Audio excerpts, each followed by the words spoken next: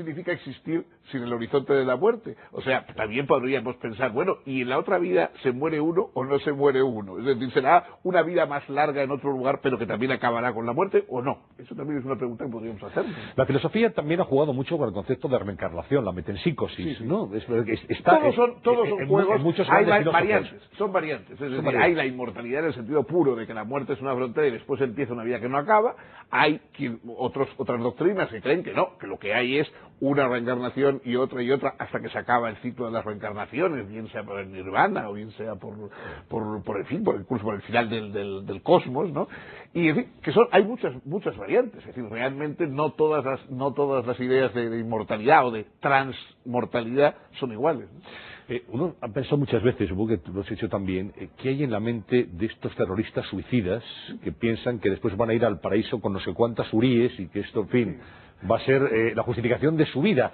Y que además son capaces de grabar un vídeo, van a asesinar a 200 personas, pero están muy felices porque además les aguarda una gran recompensa por ello. Es que la religión es droga dura. No sé, Marx decía que es el opio del pueblo, pero yo creo más bien que es la cocaína a veces del pueblo, porque estimula y excita, ¿no? A lo mejor y a lo peor. Es decir, hay personas que, merced a ideas religiosas, son capaces de los más grandes sacrificios, de ir a cuidar leprosos, de sacrificar su vida por los desvalidos, etcétera, de una manera que probablemente quizá ninguna ideología en el mundo justificase.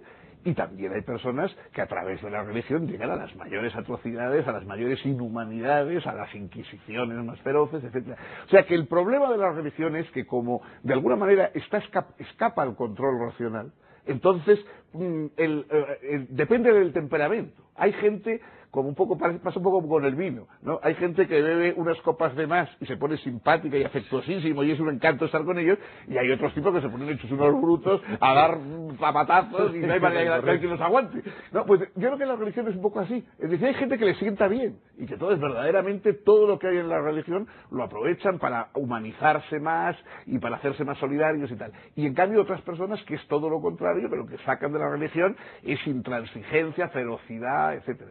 Este empeño por luchar contra el infiel, que vemos ahora en el islamismo más exacerbado, ha sido también a lo largo de la historia en otras religiones monoteístas. Solo en el monoteísmo. Es decir, los paganos no han sido... Contra el infiel. Claro, porque es que los paganos no tenían esa noción de verdad o falsedad en sus doctrinas. Es decir, los paganos no se preguntaban si Zeus existía de verdad, o si tal cual. Al contrario, los romanos metían ahí en el panteón a todos los dioses que había y decían, bueno, usted, pues el que usted quiera, porque en el fondo consideraban que los dioses eran culturales, eran una forma de cultura, de justificación de instituciones, etcétera, etcétera. Pero claro, cuando se introduce el principio de que o son verdad o no son verdad, o existen o no existen, que luego se ha aplicado también al propio, el cristianismo empieza aplicando eso a los paganos y al final luego se le aplica a sí mismo. Luego surgen cristianos que vía científica, etcétera, también aplican al cristianismo ese mismo concepto de si es verdadero o si es falso. Pero son los monoteísmos los que quieren entrar en la conciencia de las personas, no en sus gestos. No les basta con que tú hagas o respetes, etcétera. Quieren entrar en la conciencia de las personas y eso es lo peligroso, claro, de estas religiones. El concepto, Fernando, de Dios, que es también muy particular en cada religión, pero con muchos nexos de unión entre ellas. Sí, yo ahí analizo el concepto de Dios ante los filósofos, ante la filosofía occidental, es decir, no por falta de quizá de conocimientos, bueno, ciertamente por falta de conocimientos y pues sobre todo porque eso sería desmesurado. No he tratado de ver todas las variantes de la idea de Dios que existen en todas las religiones. Yo lo que analizo es desde la tradición, digamos, clásica, ¿no?, cómo se ve el Dios en el monoteísmo que tenemos más próximo, cuáles son las variantes del Dios cristiano, desde el Dios organizador, racional, etcétera, a ese Dios luterano, que casi es un Dios de Dostoyevsky, ¿no?, pura pasión, que no accede a justificarse racionalmente, sino que tienes que creer precisamente porque no es racional, ¿no? Entonces, bueno, yo analizo el concepto de Dios porque me parece que es un concepto básico y fundamental,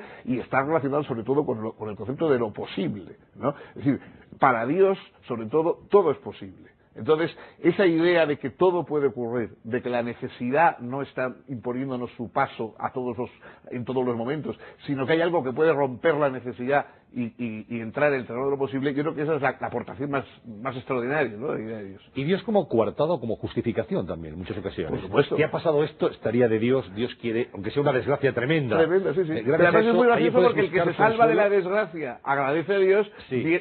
sin darse cuenta de que han muerto 300 personas, que entonces habría que pensar que han muerto por culpa de Dios, ¿no? O sea, Claro. que es un poco... pero en fin, sí, efectivamente, todos tenemos, en el fondo, creemos que la relación que tenemos nosotros con Dios es la importante, la de los demás es un poco más transitiva, ¿no? La oración, ¿qué efecto tiene? Bueno, la oración en algunas, no todas las creencias, pero efectivamente la oración es un medio, digamos, de obligar a Dios, o sea, de crear una cierta obligación con Dios, ¿no? Por medio de la oración y de los ruegos, se compromete un poco a Dios. Y dice, bueno, a ver, sí, ¿cómo te portas?, ¿no? O sea, que hay una especie de... Yo estoy aquí claro, cumpliendo. que decir que aquí está uno sufriendo y tú ahí muy contento y a ver si haces un favor, ¿no? Entonces hay un cierto mecanismo de comprometer a Dios, ¿no?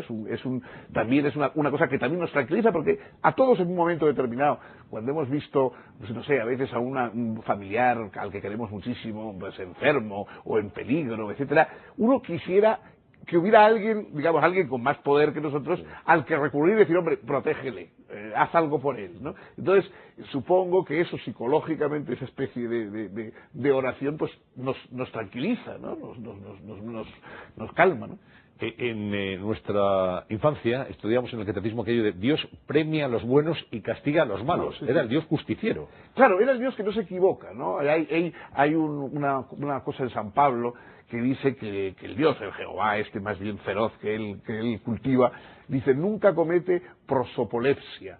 Prosopolepsia viene nunca confunde al hombre con su máscara, ¿no? Lapsus es la equivocación y prosopon es la máscara, ¿no? Entonces, no cometer prosopolepsia es no confundir nunca a nadie con su máscara. O sea, el Dios sabe lo que hay de verdad en cada uno y no se equivoca nunca respecto a si lo que está haciendo es bueno o malo, etc. Claro, eso nos da una tranquilidad porque todos vemos que la justicia humana, desgraciadamente, no dista mucho de eso, comete muchas prosopolepsias. Dios es bondad infinita, sin embargo vemos a diario catástrofes, desgracias, atentados, niños que mueren. Es decir, la idea misma de un infierno eterno es difícilmente compatible con la idea de bondad que tenemos nosotros. Pero claro, es que de Dios se predican virtudes que lo son en los seres humanos, pero que en él se convierten en cosas aterradoras. Porque claro, la justicia que implica una eternidad de castigos, de sufrimientos, etcétera, en un ser humano sería considerado algo horriblemente inhumano. Pero claro, como Dios ya es inhumano por esencia, entonces puede permitirse el lujo de tener ese tipo de justicia. El fanatismo religioso, lamentablemente tan actual en estos momentos, ¿es monoteísta también? Sí, el fanatismo religioso es algo así como querer, digamos, exterminar a todo aquel que no cultiva o que no practica la misma idea que tú, ¿no? Es decir, dame la razón o muere, decía Voltaire, que era lo que decía el fanático. O sea, nosotros, con una visión un poco más liberal, por decirlo así, de las religiones, decimos, bueno, la religión es un derecho de cada cual, un derecho absolutamente inalienable de cada cual, pero no es un deber de la sociedad, ni a pesar de que a veces les cuesta un poco entenderlo a los clérigos, ¿no?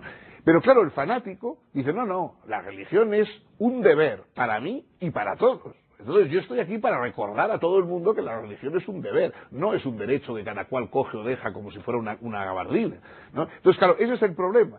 Quien acepta la religión como un derecho y no confunde nunca los pecados con los delitos, o sea, nunca está pretendiendo que lo que él considera pecado se convierta en el Código Civil, no, ese puede vivir en democracia sin problemas.